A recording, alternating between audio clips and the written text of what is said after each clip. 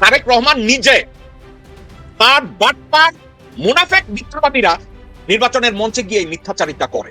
হাসিনা যখন বলছে আমি প্রত্যেকটা গৃহহীনকে ঘর বানায় দেব, বাংলাদেশের একটা লোক একজন সাংবাদিক দাঁড়ায় তারা জিজ্ঞাসা করে নাই যে আপনি টাকাটা পাবেন কোথা থেকে। এখন তারেক রহমান বলছে আমি ফ্যামিলি কার্ড দেব, যেখান থেকে আপনারা 2.5 মণ চাল কিনতে পারবেন। ওই কার্ড দিয়ে নাকি ব্যাংকের এটিএম মেশিনে ঢুকাইয়া সেখান থেকে টাকা উঠাইতে পারবে, সেখান থেকে নাকি বাচ্চার টিউশন ফি দিতে পারবে। এখন বিএনপির নির্বাচনী ইশতেহারে বলা হয়েছিল যে বিএনপির নাকি 31 দফা আছে। এখন আর বিএনপির কেউ 31 দফা নিয়ে কথা বলে না, এখন সবাই বলে ফ্যামিলি কার্ড নিয়ে। আজকে যে আওয়ামী লীগ নির্বাচনে নাই, এতে এই সুফল কারা ভোগ করতেছে? 1 নম্বরে ভোগ করতেছে বিএনপি, 2 নম্বর জামাত ইসলাম, 3 নম্বর যতগুলো দল আছে সবাই, হ্যাঁ, ওই সুফল ভোগ করতেছে। আওয়ামী লীগ নাই, মাঠ খালি, কিন্তু এই খালি মাঠে গোল দেওয়ার একটা সুযোগ ছিল, কিন্তু বিএনপি মহা একটা সুযোগ হাতছাড়া করছে। শেষ রাইতে বিএনপিকে একটা চরম পর্যায়ের মারা দিয়ে দিছে। আপনাদেরকে একটু প্রমাণ করে দিচ্ছি, বিএনপির যে ফ্যামিলি কার্ড, ফার্মার কার্ড সহ হাবিজাবি যত কার্ড আছে, এই কার্ড দিয়ে যে নির্বাচনের যে বৈতরণী ওইটা যে পার হওয়ার চেষ্টা করতেছে বিএনপি তথা চান্দাবাজ বিএনপি, এই বিএনপি কিন্তু এখন মাঠে মারা খাচ্ছে। প্রিয় দর্শক, যে কার্ডগুলোর জন্য রীতিমতো মানুষকে হ্যারাসমেন্টের শিকার হইতে হয়েছে এত বছর, যেমন বয়স্ক ভাতার কার্ড সহ নানাবিধ কার্ডের জন্য, ঠিক ওই কার্ডের প্রলোভন দেখিয়ে কিন্তু এখন বিএনপি যাচ্ছে যে মূর্খ সুর্খ মানুষ যারা আছে তাদেরকে বুঝিয়ে বাজিয়ে কোনো রকম যদি এই নির্বাচনী বৈতরণীটা পার হওয়া যায় তাহলে তো আলহামদুলিল্লাহ কেল্লা হতে, তখন আর আমাদেরকে ঠেকাইকে চান্দাবাজি করবো আর সবাইকে দেরা হান্দা দিব। কেউ যদি আমাদের বিপক্ষে কথা বলে তাদেরকেও হান্দা দিব। এখন বিএনপি এই কার্ডগুলো দিয়ে এখন রীতিমতো একটা ব্যবসা পাতায়া দিচ্ছে, অনেকের আইডেন্টি কার্ডের নাম্বার নিতেছে, অনেককে বিভিন্ন রকম কথাবার্তা বলতেছে যে তোমরা যদি ভোট না দাও, আমরা যদি ওইখানে ফাঁস না করি তাহলে তোমাদেরকে ফ্যামিলি কার্ড দেওয়া হবে না। অর্থাৎ এই ফ্যামিলি কার্ডটা একটি রাষ্ট্রের কোনো কার্ড না, এটা হচ্ছে একটা দলের বুটের যে বাস্ক, এই বাস্ক লুট করবার একটা কার্ডে পরিণত হয়েছে। এবং ফ্যামিলি কার্ডের বেনিফিট কি? প্রথম ছিল শুধু যে আপনি চাল কিনতে পারবেন, কিছুদিন পরে চাউলের সাথে ডাল যোগ হয়েছে, কিছুদিন পরে ডাইলের সাথে মাছ যোগ হয়েছে, কিছুদিন পরে মাছের সাথে বস্ত্র যোগ হয়েছে, কিছুদিন পরে বলা হয়েছে এটিএম থেকে টাকাও তুলতে পারবেন। এই বিষয়টাকে আপনার কি রাজনৈতিক ব্লান্ডার না জাস্ট ভন্ডামি মনে হয়? না, তবে আমার কাছে এটা মনে হয়েছে যে এটা তো একটা, এটা বিশাল একটা, কি বলবো যে এটা শব্দটা আমি বলতে পারি যে শুভঙ্করের ফাঁকি বললেও হবে কিনা জানি না, মানে কোনো পরিকল্পনা ছাড়া আপনি যদি মনে করেন যে একটা লোককে এত বড় যে এত কার্ড দিবেন, আপনি ফ্যামিলি কার্ড দিবেন, আপনি তাদেরকে তারা খাদ্য পাবে, আর এমন করে খাদ্য পাবে, কি কি পাবে, এই সমস্ত বিষয়, এটার জন্য যে পরিমাণ ইনফ্রাস্ট্রাকচার লাগবে, যে পরিমাণ খাদ্য গুদাম লাগবে, এর মধ্যে যত পরিমাণ লোক লাগবে, লাগবে, এগুলো আমার কাছে খুবই কাল্পনিক মনে হয়েছে। অফকোর্স বাংলাদেশের লোকের আপনার এই সমস্ত বিষয়গুলো খুবই প্রয়োজনীয়, কিন্তু আবার পাশাপাশি যে জিনিসটা হচ্ছে যে আপনি জব ক্রিয়েশনের বিষয়ে তার কোনো ইয়ে নেই, কোনো কথা নেই, কিন্তু এইটা আমার কাছে অবশ্যই মনে হয়েছে যে এটা অনেক কল্পনার একটা ব্যাপার, এটা সম্ভব না, ইমপ্লিমেন্ট করা সম্ভব না। তার কারণ এর জন্য যে পরিমাণ লোক লাগবে, যে পরিমাণ, বরং এইটা যদি করতেও যায়, প্র্যাকটিক্যালি করতে যায়, সেটা যেটা হবে সরকারি চাকরি যারা করে, যারা খাদ্য বিভাগে আছে, ওদের জন্য হচ্ছে যে সমস্ত আমলারা আছে, তাদের প্রচুর টাকা পয়সার একটা ক্ষেত্র তৈরি হবে। ঠিক আছে, আপনাকে শাহিন ভাই, আপনাকে আমি একটা কথা বলি, আপনি নিউ ইয়র্কে থাকেন, আমিও নিউ ইয়র্কে থাকি। নিউ ইয়র্ক স্টেটের একটা বেনিফিট কার্ড দেয়, জি, একটা বেনিফিট কার্ড দেয়, এটা দেয় department of health new York state থেকে। ওই ডিপার্টমেন্ট অফ হেলথের প্রতি সিটিজেনের জন্য প্রতি বছরের একটা বাজেট থাকে, যেমন $75,000 বাজেট, ওই কার্ডের ভিতরে $75,000 একটা বাজেট। এখন নিউ ইয়র্কে যত সিটিজেন আছে সবাই তো আর ওই বেনিফিট কার্ডটা নেয় না। ফর এক্সাম্পল, আমি জেকব মিল্টন গত 40 বছরে আমি ওই বেনিফিট কার্ডের ধারে কাছেও যাইনি, ওই কার্ড আমি বানাই নাই কখনো, কিন্তু যাদের প্রয়োজন তারা বানায়। এখন কথা হইতেছে, ধরেন আমেরিকায় দারিদ্র সীমায় লোকজন কত পার্সেন্ট? 3 থেকে 4% দরিদ্র সীমার নিচে বাস করে, কিন্তু বাংলাদেশে দরিদ্র সীমার নিচে বাস করে 55 থেকে 60% মানুষ। এখন 55 থেকে 60% মানুষকে যদি আপনি স্টেট থেকে বেনিফিট কার্ড দিতে যান, আপনার বাজেটের 4 ভাগের 3 ভাগ খরচ হবে শুধু এই বেনিফিটের উপরে। আর বাংলাদেশের বাজেট, পুরা বাজেটের আপনি জানেন 2/3 আসে বাইরের থেকে, আমাদের প্রোডাক্টিভ ইনকাম থেকে ওই বাজেটটা আসে না। তারেক রহমান নিজে তার বাটপার মুনাফেক মিত্রবাদীরা নির্বাচনের মঞ্চে গিয়ে মিথ্যাচারিতা করে, আমি যদি এটা মেনেও নেই। আর আপনার মতো মানুষ, শিক্ষিত একজন মানুষ, এবং আমি জেকব মিল্টন আশা করলাম তারেক রহমান 15 বছরে অনেক কিছু শিখেছে, লেখাপড়া করেছে, মার্জিত হয়েছে, ম্যাচিউরড হয়েছে, দেশপ্রেমিক হয়েছে। এই লোক এই বেনিফিট কার্ড নিয়ে যখন 15 মিনিট 20 মিনিট মিথ্যা কথা বলে মঞ্চে, এটা কি আপনার কি মনে হয়? না, উনি বলে আমার কাছে মিথ্যা বলে মনে হয় না, বিষয়টা মনে হয় কি যে হোমওয়ার্ক করে নাই। এটার কাছে প্র্যাকটিক্যালের সাথে তার চিন্তাটা অফকোর্স হতে পারে, ভালো হতে পারে, যেহেতু সে দীর্ঘদিন বিদেশে থাকছে, সে চিন্তা করছে যে না বেনিফিট কার্ড আমেরিকা লন্ডনে দেওয়া যাচ্ছে, লন্ডনের লোকজন বেনিফিট কার্ড পায়, সে এই আইডিয়াটা ওখানে নিয়ে ইমপ্লিমেন্ট আচ্ছা করতে। না শাহিন ভাই, আমি আপনার কথাটাকে মানি নাই। কেন মানি নাই জানেন? ইন্ডিভিজুয়াল শাহিন হক এই ধরনের দিবাস্বপ্নের কথা বলতে পারে, কারণ শাহিন হক অথবা Jacob Milton, they are not going to hold the position of parliament member or prime ministership. একজন তারেক রহমান যখন দলের নেতা এবং দেশের নেতা হিসেবে এই কথা বলবে, বলার আগে উনি কি জানেন না যে বাংলাদেশ ব্যাংকের রিজার্ভ কত থাকে, ওনার বৎসরিক বাজেট কত থাকে, ওনার একটা ফাইন্যান্স বা ইকোনমিক কমিটির টিম আছে না? রাইট, ওই জায়গায় আমি বলতে চাচ্ছি, তার প্রথম কথা হচ্ছে তার যে ফাইন্যান্স বা পলিসি মেকিং তো আর সে হাতে করে না, তার একটা কমিটি আছে। ওই কমিটি যারা বিজ্ঞ মানুষ তারা করবে, তারাও এরকম যে উনি যে ডেলিভার করবে কথাটা, তাদের এই পলিসি লেভেলে যারা ইনভলভ আছে বা রিসার্চ টিম, তাদের অন্তত এইটা মানে ওনার মুখ দিয়ে বলানোর আগে 3 বার চিন্তা করা দরকার ছিল আসলে এইটার প্র্যাকটিক্যালিটি কতটুকু সম্ভব। এটা আচ্ছা, আরো একটা কথা উনি বলছে 1 বছরে উনাকে ভোট দিলে নির্বাচনের 1 বছরের মধ্যে উনি 1.5 কোটি জব ক্রিয়েট করবে। এখন মজার কথা কি জানেন? উনার ক্যাম্পেইনে যারা যায় এবং ওনার সাংবাদিক সম্মেলনে যারা বসে থাকে, আপনি কি জানেন কি একটা শব্দ কে জিজ্ঞাসা করে না যে 1.5 কোটি জব কি আপনি প্রাইভেট সেক্টরে তৈরি করবেন নাকি গভর্নমেন্ট সেক্টরে তৈরি করবেন? আর প্রাইভেট সেক্টরে যদি জব ক্রিয়েট হয়, এই প্রাইভেট সেক্টরের জবের ক্রেডিট আপনি নিতে চান কোন মুখে? প্রাইভেট সেক্টরে জব ক্রিয়েট করবে, credit goes to the private sector. What has anything to do with the government sector? এটা আপনার সাথে আমি দ্বিমত পোষণ করছি। গভর্নমেন্টের কাজ না হচ্ছে গভর্নমেন্ট জব ক্রিয়েট করা, গভর্নমেন্টের কাজ হচ্ছে ফ্যাসিলিটেট করা। হোয়েন প্রাইভেট এন্টারপ্রেনার যারা থাকবে তারা তাদের কাজের ক্ষেত্র তৈরি করবে হচ্ছে গভর্নমেন্ট। যখনই ইনি সমস্ত কাজ করার বা এন্টারপ্রেনারদেরকে ফ্যাসিলিটেট করবে, আলটিমেটলি সেটা জব ক্রিয়েট হতে হবে। আপনি কি জানেন, আপনি যে আমাকে এই কাউন্টারটা দিবেন আমি জানতাম। এবার আপনারে আমি বলি, বিএনপির 300 ল মেকারদের ভিতরে 79 জন 1000, 2000 কোটি, 3000, 5000 কোটি টাকার ঋণগ্রস্ত, এবং তার অর্ধেক নাম কাওয়াস্তে শুধু ইন্ডাস্ট্রিজের মালিক, ইন্ডাস্ট্রিজের অস্তিত্ব নাই। উনি ফ্যাসিলিটেট করবে, ওই ঋণ খেলাপিদের জায়গা করবে তুমি জব ক্রিয়েট করো। ওর তো ইন্ডাস্ট্রিজই নাই, ও তো লোন উঠায় খায় ফেলাইছে, আমেরিকা বাচ্চা কাচ্চা পড়াইছে, মেডিকেল কলেজে চান্স পায় না, প্রাইভেট মেডিকেলে পড়াইছে, ও জব দিবে কোথা থেকে? রাইট, এখন প্রশ্নটা হচ্ছে যে ওনাদের ম্যানিফেস্টোতে যদি থাকতো, ওনাদের ম্যানিফেস্টোতে যদি এই মানে কার্ডের ম্যানিফেস্টোতে না দিয়ে যদি বলতে এই যে বলেন 1000 কোটি টাকা নিয়ে গেছে, 1000 কোটি টাকা কেন নিচ্ছে? দেখবে সুশাসনের অভাব। 1000 কোটি টাকা নিতে কে সহযোগিতা করছে, তাদেরকে যদি জবাব দিতে, এই যে তার মানে সুশাসনটা যদি ওনার ম্যানিফেস্টোতে থাকতো ওইভাবে, দ্যাট আজকে যে আওয়ামী লীগ নির্বাচনে নাই, এতে এই সুফল কারা ভোগ করতেছে? 1 নম্বরে ভোগ করতেছে বিএনপি, 2 নম্বর জামাত ইসলাম, 3 নম্বর যতগুলা দল আছে সবাই, হ্যাঁ, ওই সুফল ভোগ করতেছে। আওয়ামী লীগ নাই, মাঠ খালি। কিন্তু এই খালি মাঠে গোল দেওয়ার একটা সুযোগ ছিল, কিন্তু বিএনপি মহা একটা সুযোগ হাতছাড়া করছে। 5ই আগস্টের পরই যদি ওনারা মাঠে নাইমা করতো নির্বাচনের জন্য, তাহলে কিন্তু কাজ হয়ে গেছিল। আর ওই মাঠে নামার জন্য লিডার দরকার ছিল, নেতার দরকার ছিল, কিন্তু নেতা তো ছিল না। যাই হোক, নেতা একটা টাইমে আসছে, আয়সা কিন্তু বেশ চমক দেখাইছে। হ্যাঁ ভাই, এই মুহূর্তে আপনি বলতে পারেন এই রাজনীতির মহলে সুপারহিট, হ্যাঁ সুপারহিট যাইতেছে তারেক রহমান সাহেব। আর সুপারহিট অনেকদিন যাবেতই যাচ্ছে আমাদের ডাক্তার শফিকুর রহমান স্যার। আবার সুপারহিট অবস্থায় চলে আসছে এনসিপি। নাহিদ ইসলামের কিন্তু কথাবার্তা চেঞ্জ হয়েছে, বডি ল্যাঙ্গুয়েজ চেঞ্জ হয়েছে, একটু মোটা হয়ে গেছে বেশি, মনে হয় ব্যায়াম ট্যায়াম করার সুযোগ পায় না। আমার মনে হয় 3 বেলাই ভাত খায়, এটা হইতে পারে ভাই। অনেকের অভ্যাস আছে সকালে পান্তা ভাত খাওয়া, এরকম মোটা হইলো কেন? আবার এটাও হইতে পারে মেডিসিনের রিয়াকশন, কারণ তাকে অনেক ওষুধ খাইতে হয়েছে। দেখেন নাই কিভাবে মারছিল, ব্যাক সাইড, এই সাইডটা রক্তাক্ত করে ফেলছিল, অনেক মার খাইছে। আরে যাই হোক, ও সংসদে যাচ্ছে ইনশাআল্লাহ, এটা আমার বিশ্বাস। জনগণ তাকে সংসদে নিবে। এই তরুণদের দরকার আছে, হাসনাত আব্দুল্লাহকে দরকার আছে, সার্জিসকে দরকার আছে, এই যে পাটোয়ারি, নাসিরউদ্দিন পাটোয়ারি, তাকেও দরকার আছে। বেয়াদব মনে হয়, তাই না? কিছু করার নাই, বয়সের দোষ ধরে নিতে হবে। ওই আগের রাজনীতিটা একটু চেঞ্জ তো আসতে হবে, তাই না? আমি আপনার সঙ্গে দেখা করলাম, মিষ্টি মিষ্টি কথা কইলাম, কিন্তু পিছনে গিয়া আপনার বুড়া গাইলাম, আপনার সমালোচনা করলাম, তা তো করতেছে না। সামনে যেভাবে বলতেছে, পিছনে ঠিক একইভাবে বলতেছে। তবে উনার সাথে যে দাঁড়াইছে না আব্বাস ভাই, আমাদের আব্বাস ভাই একটু বিপদেই আছে। হ্যাঁ, ভাগ্যটা ওনার পক্ষে না। কেন জানেন? দেখেন, শহীদ হাদির মৃত্যুর পর উনি কিন্তু, মানে মৃত্যু না, যখন গুলি খাইলো, গুলি খাওয়ার সঙ্গে সঙ্গে উনি হাসপাতালে গেল। নিয়তটা কিন্তু ভালো, তাই না? যাওয়া উচিত, যেহেতু ওনারই সঙ্গে নির্বাচন করতেছে, ওনার প্রতিদ্বন্দ্বী, ওই অঙ্কেতে গেছে। কিন্তু যায়া ভুয়া ভুয়া ভুয়া। এরপরে পদক্ষেপগুলো দেখেন, উনি যা কিছু করতেছে সবই উনার বিপক্ষে যাচ্ছে। উনি একজন সাধারণ মানুষের সাথে হাত মিলাইছে। আমার মনে হয় ওই লোকটা হাতটা ভিজা ছিল বোধহয়। তো ওই হাতটা লাগানোর পর, হাতটা মিলানোর পর যখন হাতটা ছাইরা দিল, উনি ওই হাতটার দিকে আবার একটু তাকাইছে।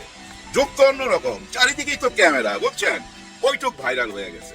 ওইটুকু আবার একটা নাটকের সাথে জোড়া দিয়ে অনেকে দেখাইতেছে। ওই নাটকের মধ্যে কি নাটক নাম ছিল জানি, অ্যালেন কি জানি, অ্যালেন, হ্যাঁ ভুলা গেছি। দেখেন আমি আসলে সিনেমা ছাইরা দিয়ে আসছি তো, 5-6 বছর হয়ে যায়, যার জন্য অনেক কিছু ভুলা যাইতেছি। ইদানিং রাজনীতি মাথার মধ্যে ঢুকছে। কেন ঢুকছে জানেন? শুধু একটা সুন্দর দেশের জন্য, হ্যাঁ ভাই, একটা নিরাপদ দেশের জন্য, আর দুর্নীতি মুক্ত একটা দেশের জন্য। যাই হোক, যেটা বলতেছিলাম, আব্বাস ভাই আসলে যে পদক্ষেপই নেয় সেটাই না ওনার পক্ষে থাকে না।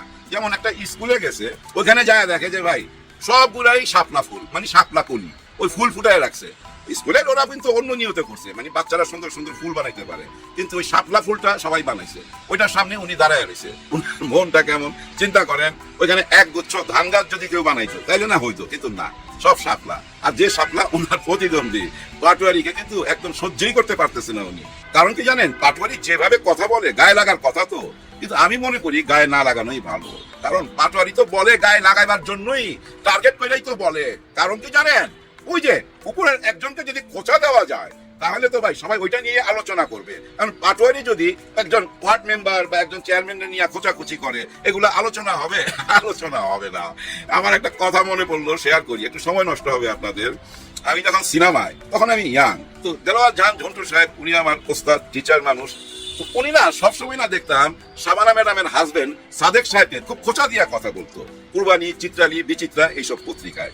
একদিন আমি উনারে জিজ্ঞেস করলাম যে আপনি অযথা উনারে খোঁচান কেন?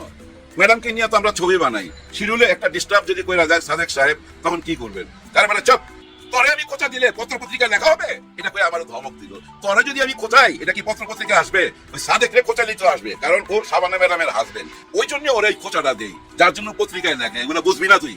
তখন আমি ওনার ছাত্র। যাই হোক, কথাটা কেন বললাম, ওই যে উপরে খোঁচা দিতে হয়, তখন ওই মিডিয়া ওগুলো লুইফা নেয়, যার জন্য নাসিরউদ্দিন পাটোয়ারি আব্বাস ভাইকে খোঁচা দেয়। হ্যাঁ, আব্বাস ভাই, এটা আপনি মাথায় নিয়েন। ও আপনাকে খোঁচা দিয়া না মিডিয়াটাকে দখল করে রাখছে।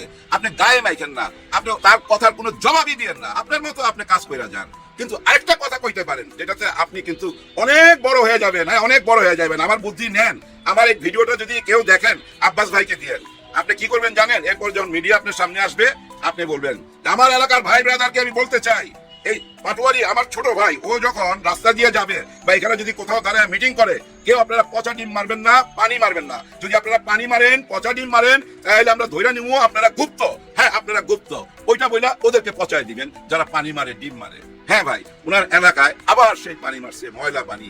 আহারে, হাজিকে যেভাবে মারছিল পানি, শহীদ হাজি তখন বলছিল যে পানি মারেন, মারেন, আরো মারেন, কিন্তু ভোটটা দিয়েন। শহীদ হাজি আপনাদের কাছে ভোট চাইছে ভাই, আপনাদের কাছে ভোট চাইছে। হ্যাঁ, সারা বাংলাদেশের কাছেই ভোট চাইছে। ভোটটা দিয়েন, এই জওয়ানদেরকে ভোটটা দিয়েন। দেশের যদি কিছু পরিবর্তন চান, একদম পুরোপুরি না হলেও যদি কিছু পরিবর্তন চান, এই জওয়ানদেরকে সংসদে যাওয়ার সুযোগ করে দিয়েন আপনারা। যাই হোক, যে কথা বলছিলাম মানে যেটা আমার বলার উদ্দেশ্য আজকে, সেই কথায় আসি। দেখেন, আমাদের সিনেমায় যেমন জুটি থাকে না, যেমন আমাদের শাকিব খান, অপু বিশ্বাস একটা জুটি, আবার আগের একটা জুটি ছিল শাবানা ম্যাডাম আর আলমগীর সাহেব, দুজনের জুটি। এরকম একটা জুটি কিন্তু রাজনীতিতেও ছিল। খেয়াল করে দেখেন, গত 16 বছর বিশেষ করে এই জুটিটা সুপার ডুপার হিট ছিল। সেটা কোন জুটি জানেন?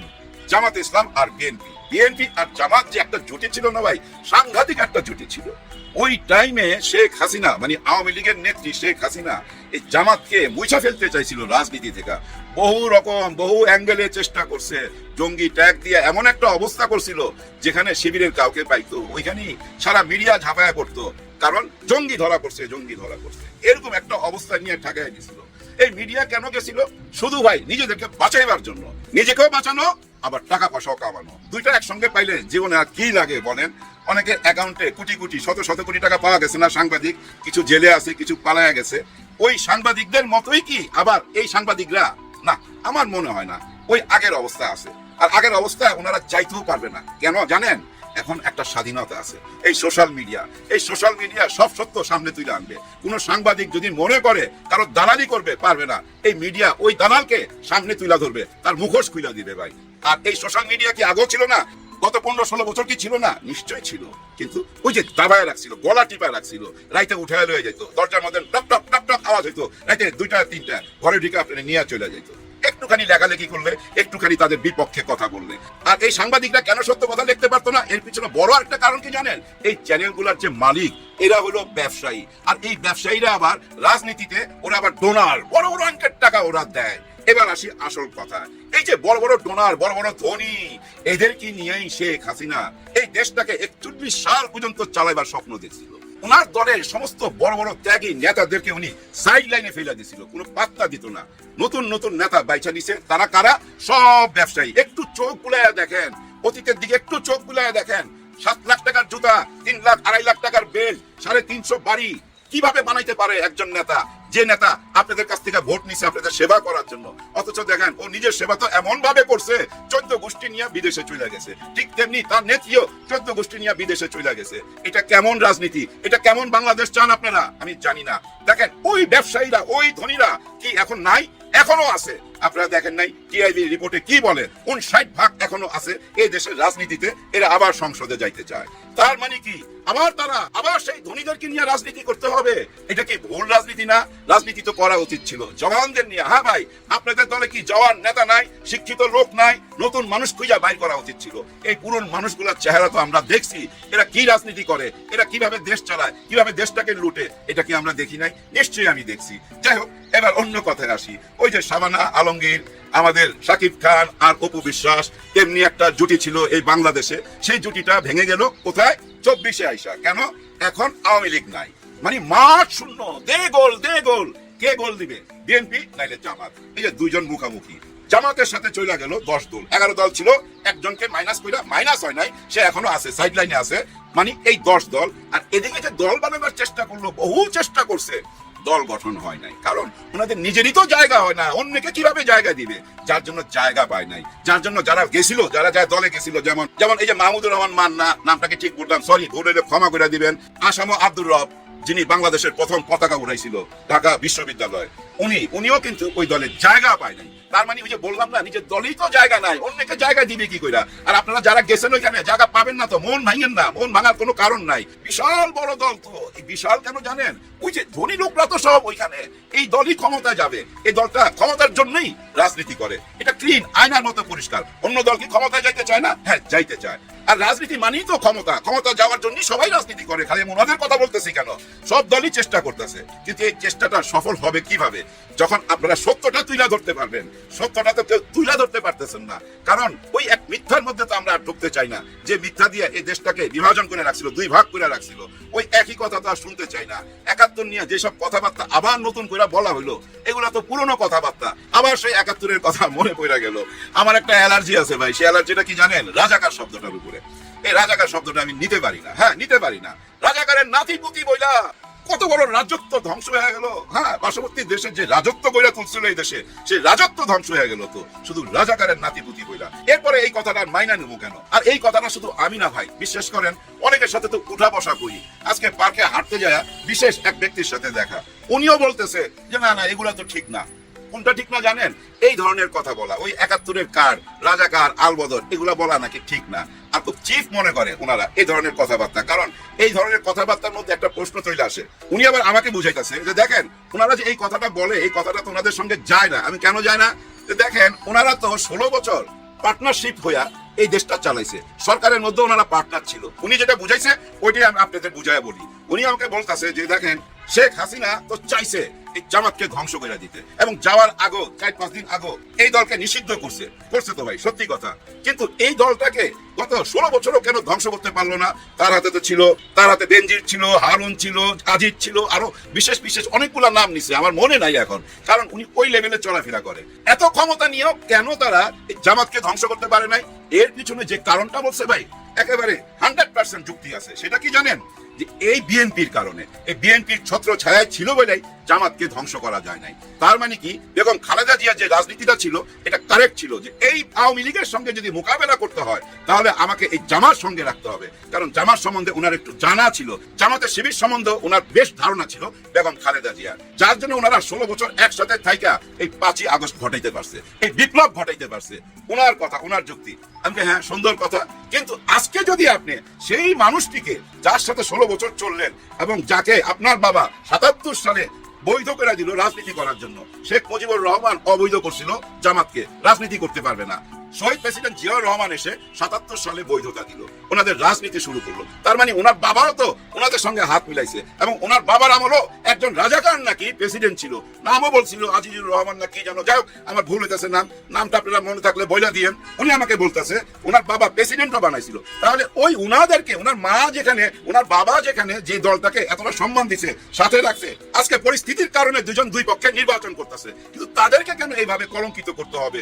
জনগণের কাছে পাবলিকলি এইভাবে ওপেন কেন কলঙ্কিত করতে হবে? ওনার মন ভাঙছে, দেখছেন? উনি কিন্তু এই আসল সত্রের একজন ভোটার। এবার আপনারা বাকিটা বুঝানেন উনি কোন জায়গায় হাত দিছে। উনি আরো অনেক কথা বলছে এবং এই কথাও তুলে ধরছে, এই যে ব্যাংক ঋণ খেলাপি এবং দ্বৈত নাগরিক, এদেরকে যে দলে নিল, যারাই দলে নিছে, উনি নাম নেয় না, আবার যারাই দলে নিছে তারা তো একটা ভুল রাজনীতি করলো। ওই একই রাজনীতি কইরা আওয়ামী লীগ তো ডুবা গেছে, দিল্লিতে চলে গেছে, ওই একই ভুল কি করলো না?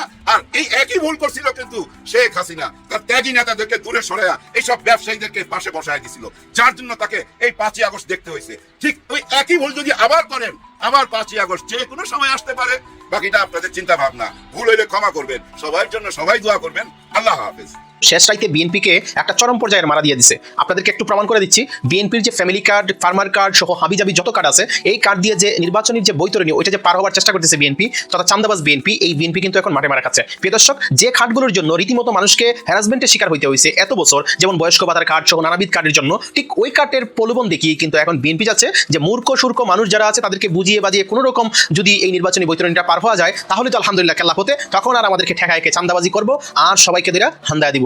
কেউ যদি আমাদের বিপক্ষে কথা বলে তাদেরকেও হান্দা দিব। এখন বিএনপি এই কার্ডগুলো দিয়ে এখন রীতিমতো একটা ব্যবসা পাতায়া দিচ্ছে, অনেকের আইডেন্টি কার্ডের নাম্বার নিতেছে, অনেককে বিভিন্ন রকম কথাবার্তা বলতেছে যে তোমরা যদি ভোট না দাও, আমরা যদি ওইখানে ফাঁস না করি তাহলে তোমাদেরকে ফ্যামিলি কার্ড দেওয়া হবে না। অর্থাৎ এই ফ্যামিলি কার্ডটা একটি রাষ্ট্রের কোনো কার্ড না, এটা হচ্ছে একটা দলের বুটের যে বাস্ক, এই বাস্ক লুট করবার একটা কার্ডে পরিণত হয়েছে। প্রিয় দর্শক, এই কার্ডের জন্য আমাদের কত বিড়ম্বনা, মানুষের হাতে পায়ে ধরতে হয়, অমুক কানে যেতে হয়, তমুক জায়গায় যেতে হয়, গিয়ে বলতে হয় ভাই আমাদেরকে কার্ডটা করে দেন, আমার বয়স্ক ভাতা লাগবে, এই লাগবে সেই লাগবে, সমস্ত কিছু জঞ্জালকে এখন একদম এক নিমিষে উষ্টা দিয়ে কিন্তু বিদায় করে দিয়েছে জামাত ইসলামী। জামাত ইসলামী এখন যুগান্তকারী, যুগোপযোগী, বিশ্বের সাথে তাল মিলিয়ে আধুনিক বাস্তবতা যেটাকে বলা হয় ওয়ান কার্ড পলিসি, একদম ওয়ান কার্ড পলিসি। সেটা কি? সেটা হচ্ছে আপনার যে ভোটার কার্ডটা থাকবে, এই ভোটার কার্ডটাই হবে আপনার সব কার্ডের মূল কার্ড, আর কোনো কার্ড লাগবে না। এই কার্ডটাই যদি থাকে তাহলে আপনি আমি সবাই স্বয়ংসম্পূর্ণ, একজন নাগরিক হিসাবে আপনাকে মর্যাদা দিবে, একজন নাগরিক হিসাবে আপনার যা যা পাবার কথা এই কার্ড অনুযায়ী আপনি পাবেন, অর্থাৎ ভোটার কার্ড অনুযায়ী। আপনাকে আলাদা করে আপনাকে ফ্যামিলি কার্ড দিতে হবে না, আপনাকে কৃষক কার্ড দিতে হবে না, কোনো কার্ড আপনার লাগবে না, একটাই কার্ড, সেটা হচ্ছে আপনার ন্যাশনাল সিটিজেন কার্ড, সেটা হচ্ছে আপনার ভোটার কার্ড, যেটা আপনার কাছে আছে ওইটা দিয়ে আপনি সব করবেন। আপনার এই ভোটার কার্ড দিয়ে আপনার বয়স যদি 60 হয়ে যায়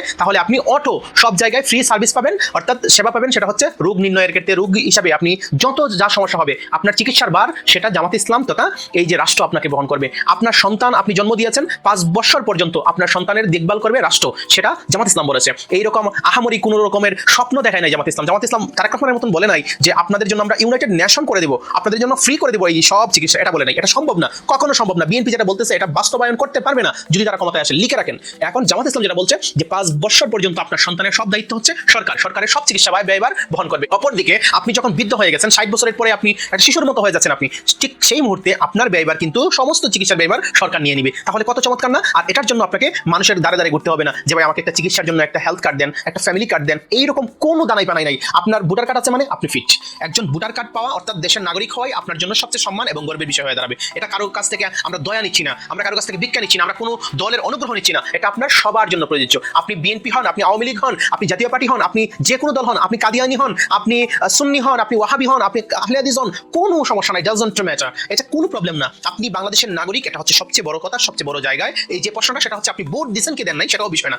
জামাত ইসলাম যদি বাংলাদেশের ক্ষমতায় আসে ইনশাআল্লাহ আমরা আশা করছি 12 তারিখের নির্বাচনে ভূমিদশ বিজয়ের মাধ্যমে চান্দাবাজদেরকে হারিয়ে এই বাংলাদেশে 17 সমতা ইনসাফের যে কাঠামো তৈরি হয়েছে, এই ঐক্যবদ্ধ বাংলাদেশে প্রতিনিধি হবে, আমাদের নেতা হবে ডক্টর শফিকুর রহমান এবং জামাত ইসলামী বাংলাদেশের নেতৃত্ব দিবে, এটা আমরা বিশ্বাস করি ইনশাআল্লাহ। এটা সময় ব্যাপার মাত্র। সুতরাং এই বাস্তবতা কিন্তু আমরা ইনশাআল্লাহ সেটা প্রতিফলিত হবে, আমরা সেটা বাস্তবায়ন করব। এখন এই যে বিএনপির চাঁদাবাজরা আপনাকে নিয়ে বিভিন্ন মেডিকেল প্ল্যান করতেছে যে এই কার্ড সেই কার্ড, এগুলো হচ্ছে তাদের একটা দান্দাবাজির কার্ড। আপনি দেখেন আপনার ভোটার কার্ডের নাম্বার নিতেছে, এই নিতেছে সেই নিতেছে, বলতেছে আপনি যদি ভোট না দেন তাহলে আপনাকে দেওয়া হবে না। তার মানে আপনি চিম্মি, আমি কাকে ভোট দিব, আমার ভোট আমি কাকে দিব, আমি যোগ্য মানুষকে দিব, আমি কোনো চাঁদাবাজকে আমার ভোট দিব না। সুতরাং চাঁদাবাজকে রুখে দিতে হবে, সামাজিকভাবে বয়কট করতে হবে। এইসব চাঁদাবাজরা বিভিন্ন জায়গায় হুমকি দেয়, ধমকি দেয় আপনার স্বাধীনতা খর্ব করে, অর্থাৎ তার পক্ষে গেলেই হচ্ছেন সঙ্গী আর বিপক্ষে গেলেই হচ্ছেন আপনি ওই যে জ জ জ জ ঘি। এটা হতে দেওয়া হবে না। আমরা বাংলাদেশের নাগরিক, বাংলাদেশের মানুষ হিসাবে, স্বাধীন সার্বভৌম রাষ্ট্রের নাগরিক হিসাবে আমাদের অধিকার আমরা প্রতিষ্ঠা করে ছাড়বো, সেটা জামাত ইসলামের দ্বারাই সম্ভব। মানুষ বুঝতে পারবে, মানুষ বুঝতে পারতেছে মানুষ আগের মতো নাই ভাই। আগের মতো থাকলে ভাই ওই 5ই আগস্ট আসতো না ভাই। ওই 5ই আগস্টে যারা নাইমা আসছিল রাস্তায়, হয়তো নেতৃত্ব দিছে ছাত্ররা, কিন্তু পিছনে কারা ছিল ভাই? যারা এই অত্যাচার সহ্য করছে, জুলুম সহ্য করছে গত 15-16 বছর, তারাই তো নাইমা আসছে।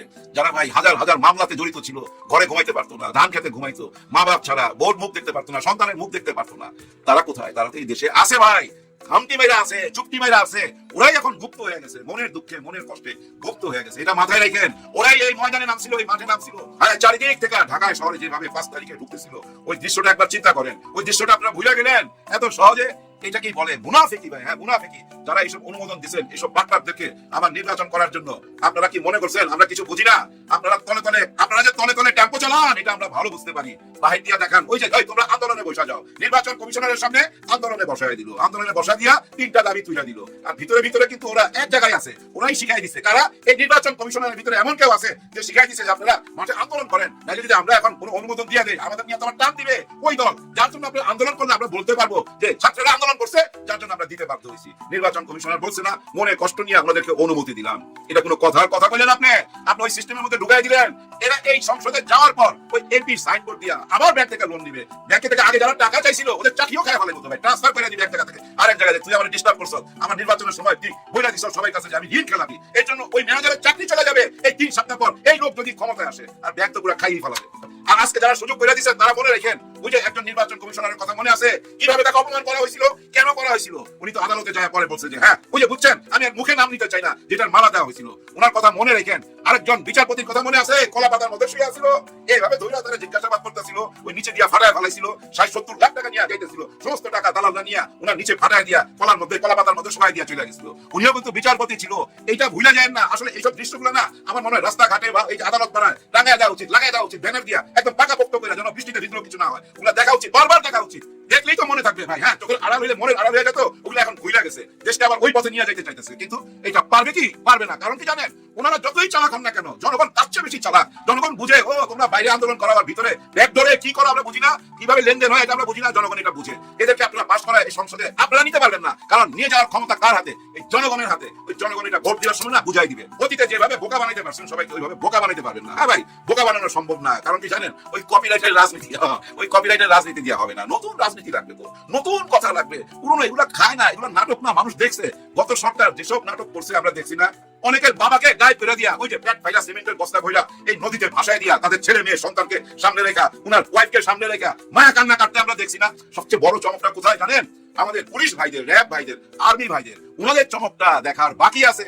আপনি দেখবেন ভাই, নির্বাচনের ঠিক 15 দিন আগে, একদম হাতে গোনা নেন, 15 দিন আগে, এখন কতদিন বাকি আছে হিসাব করেন। 15 দিন আগে ভাই এমন ভাবে ধর পাকড় আরম্ভ হবে না ভাই, লুঙ্গি খুঁজা পালাইতে হবে, কেউ টিকতে পারবেন না।